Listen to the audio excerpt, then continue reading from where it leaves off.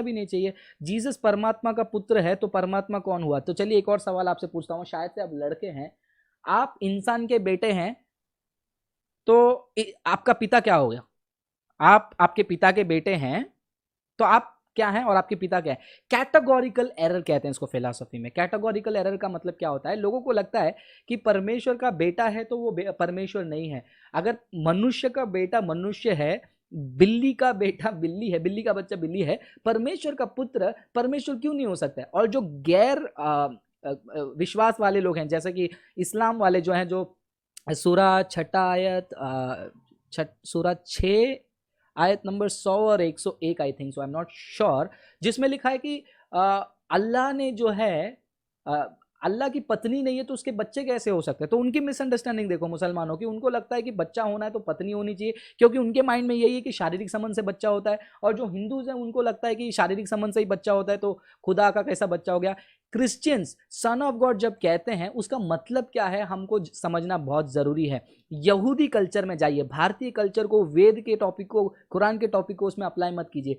यहूदी कल्चर में जब भी कोई कहता है कि कोई किसी का पुत्र है, उसका एक कारण हो सकता है कि वो वाकई में उसका बेटा है, दूसरा कारण हो सकता है कि उनके समानता को दर्शा रहा है। इसीलिए जब आप यूहन्ना की किताब 8वां अध्याय सब पढ़ते जाते हो, जब यीशु मसीह ने अपने आप को परमेश्वर का पुत्र कहा, यहूदियों का क्या रिएक्शन था आप पढ़िए। मैं आपको वचन पढ़ के सुनाना चाहता हूं।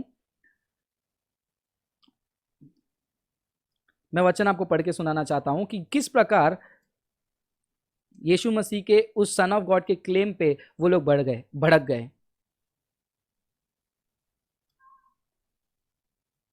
ये आप पढ़ सकते हैं यूहन्ना के किताब में, यूहन्ना के किताब में 10वां अध्याय में वचन 31 से लेकर आप पढ़ सकते हो। और यूहन्ना के किताब में 8वां अध्याय वचन नंबर 50 से आप कंटिन्यू पढ़ सकते हो। देखिए वचन में क्या लिखा है यहां पर। यूहन्ना की किताब 10वां अध्याय वचन 30 से लेकर 33 में, आई एंड फादर आर वन, पिता और मैं एक हूं।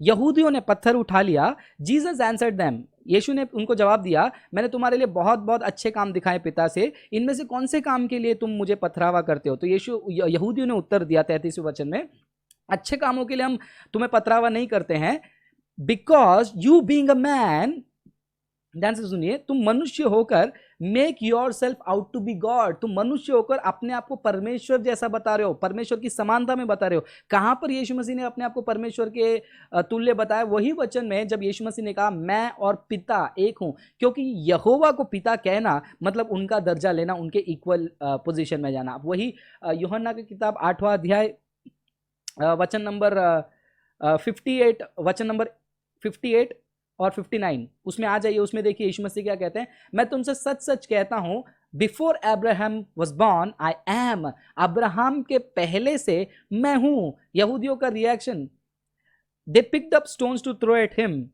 उन्होंने पत्थर उठाए, क्योंकि यहूदी लोग समझ पा रहे थे कि यीशु मसीह का दावा क्या है। आप भारत में बैठकर जो आपको नॉलेज नहीं है यहूदी कल्चर का, आप ऐसे सवाल पूछेंगे तो फिर आपको ऐसे ही निर्णय पे पहुंचेंगे कि यीशु परमात्मा का पुत्र है तो परमात्मा कौन है?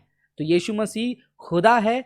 क्यों यीशु मसीह पिता कहते हैं? क्योंकि यहूदी कल्चर में पिता कहना समानता दर्शाना है और इंसान जो है परमेश्वर के भाषा को समझ पाए, इसीलिए वो फादर सन का एक रिलेशनल टर्म इस्तेमाल करते हैं, ना कि वो शारीरिक रूप के संतान है यीशु मसीह। हंसते रहिए, हा हा हा करते रहिए, कोई बात नहीं, जवाब तो हंसने से नहीं बदल सकता है। चलिए अगले कमेंट की ओर चलते हैं।